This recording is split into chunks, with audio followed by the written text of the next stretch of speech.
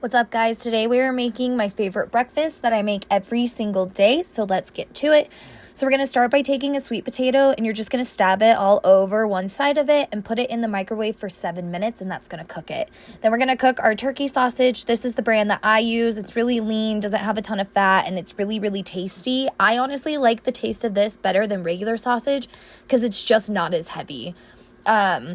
And then we're going to cut up our avocado. So if you're using a large avocado, just do 1/4 of one. But if you're using a small one like this, we're going to use a half.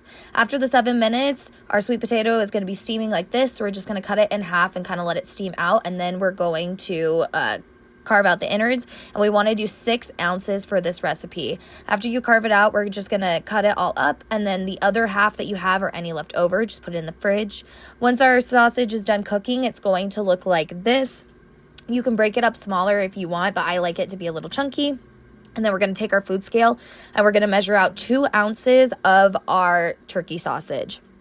I promise you guys the flavor of this is amazing. Like, it really is so tasty. After that, we're just going to add our avocado that we sliced up. We're going to add our Cholula and some pepper, and that's it.